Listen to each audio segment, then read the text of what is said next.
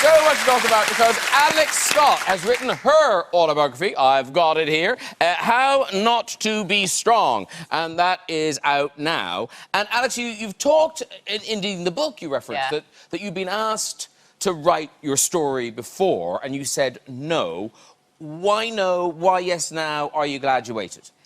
I'm so glad I waited. I think I've had so many new chapters, exciting chapters in my life, and I've been on a personal journey of growth that has allowed me to actually detail with raw honesty everything that I've been through in my life. And I suppose listening to you guys as well, the story of your music, I suppose for me that was my way of telling my story in my own way through that book. And I don't know, I think looking back, that kid who started in the football cage, there's no way that I would have ever thought that I'd be able to sit and write my own book. One, being dyslexic, I struggled at school anyway. So to actually sit there and have that there is, for me, one of my proudest achievements. Yeah.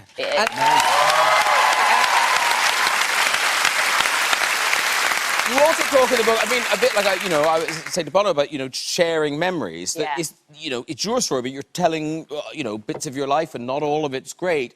And your mom, your mom must be thrilled that you have told, her story.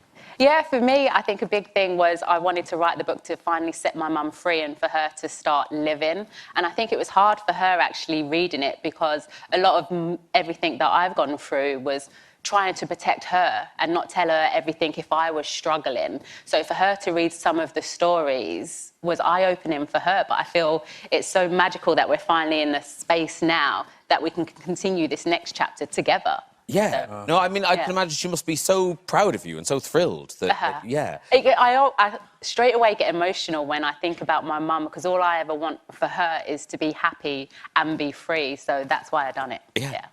And we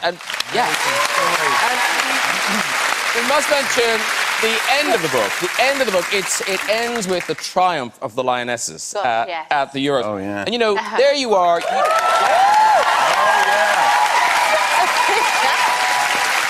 You were,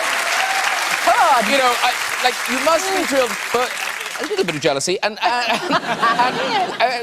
has that changed the game entirely now? Oh, huge. It was like the 99ers in America. When they won the World Cup at the Rose Bowl, that changed absolutely everything for them. And the momentum we have seen off the back of that. You say jealousy. Actually, I felt like I was that big sister. I was crying and like a baby. I remember Gabby Logan trying to ask me a question. I was like, I can't speak, Gabby. Like, I was so emotional in that moment. But I had a final chapter, and it was a letter to my mum, was the final chapter in the book. And as soon as that happened, I was like, sorry, Mum, there's another chapter coming in.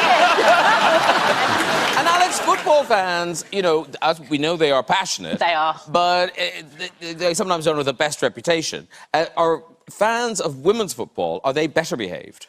I would say so. I feel blessed in that sense. I think for me, they've followed my journey from that 10-year-old with the frizzy fringe, afro fringe going on, to that football career and into broadcasting. So I feel they've followed my whole story and actually been on that journey with me. So when they stop me in the street and they're talking about, I feel their passion, and I'm just so thankful that they're still supporting me, really. Yeah.